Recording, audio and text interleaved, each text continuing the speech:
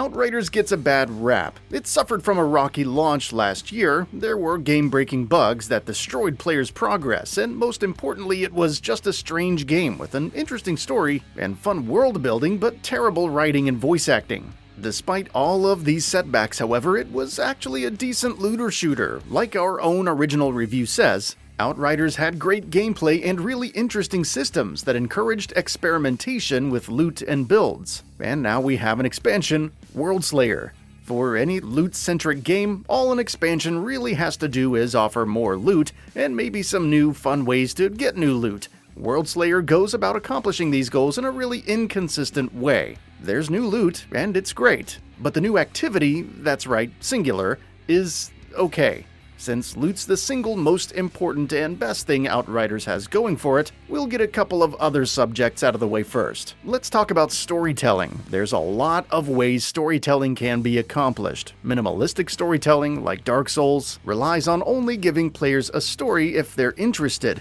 More maximalist approaches to storytelling, like any Hideo Kojima or Naughty Dog games, leave little to the imagination and make sure that you properly understand what's happening on screen. Outriders, like most games, has always sat squarely in between these approaches, and Worldslayer is no different. Worldslayer's story is bad. It's really bad, and it's short, which is not necessarily what makes it bad.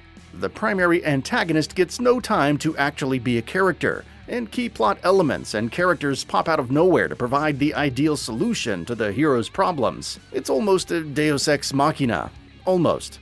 But the backstory has a lot of potential. It's way more interesting to learn about some of the new locations you explore and characters you meet through collectibles, filling out your codex as you go along. Enoch has always been an interesting setting right from the base game, but everything that actively happens to you as you play through the story is still really bad. The storytelling makes you, at best, apathetic to the situation, and at worst, actively dislike just about everyone you're supposed to be rooting for. Just about every character in Outriders Worldslayer is really edgy for some reason. It actively comes off as an awkward attempt at looking cool, but none of them ever really cross that line over into being endearing. Stranger of Paradise Final Fantasy Origins has edgy characters, but that game did it in an endearing way. Outriders Worldslayer is just too cool to care about minor things like having likable protagonists. The pacing is all over the place too, with no real quiet moments to drive home the impact of some of the bigger plot points or set pieces. The antagonist of Worldslayer, Ereshkigal, has the potential to be an interesting character. She's supposed to be one of, if not the first, altered on Enoch after all. A showdown between your Outrider and Ereshkigal was bound to be interesting. Sadly, the short runtime of Worldslayer's story doesn't really let Ereshkigal develop into anything more than a loot pinata with a health bar.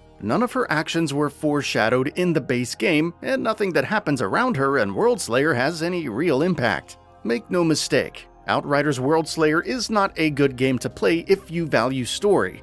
Sure, its world building is great, and Enoch could potentially make for a wonderful setting in a franchise, but otherwise it's a substandard story told poorly with unpleasant characters, a boring villain, and terrible pacing.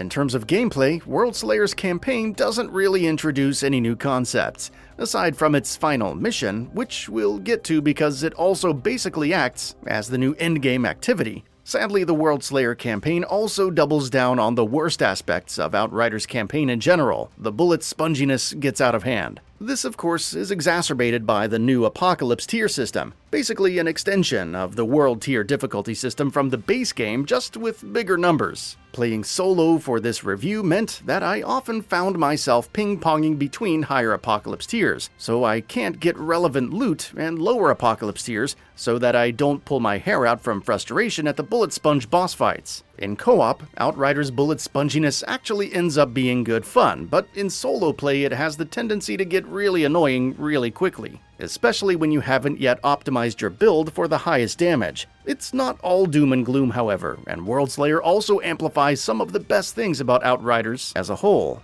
Worldslayer resets the loot game for maxed out Outriders by just introducing a new tier of loot. Dubbed Apocalypse Gear, the new item tier comes with a third mod slot, providing more opportunities for min-maxing. And that's really the theme with Outriders Worldslayer. It's a min-maxer's dream, the ideal shooter for optimizers. The sheer number of options that result in fun, interesting builds has been turned up to 11. The new Ascension level system, basically like a Paragon level system in Diablo 3, allows players to level up and add minor stat bonuses to their characters. The new PAX level system gives a whole new level of freedom for creating builds, allowing either further specialization down a specific path or providing more options for hybrid builds. And the best part is that all of these new systems can be freely reset, encouraging experimentation for new builds.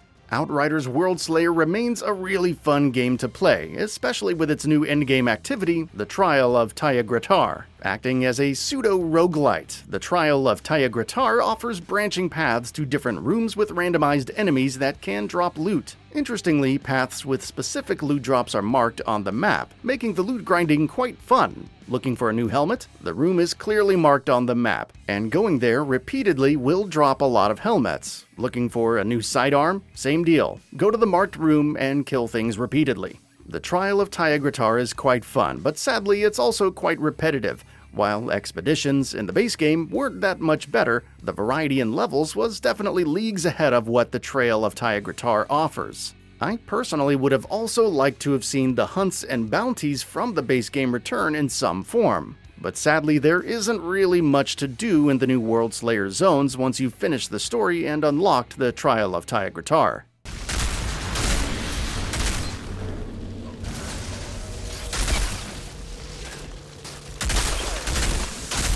Outriders Worldslayer may have one of the most boring campaigns out of any other loot-centric game out there, but ultimately it doesn't matter. For better or for worse, Outriders Worldslayer ultimately provides players with more Outriders. More of the boring story full of potential, more terribly written dialogue, but also more great systems to play around with, more possibilities for interesting builds and big damage numbers. And most importantly of all, more loot.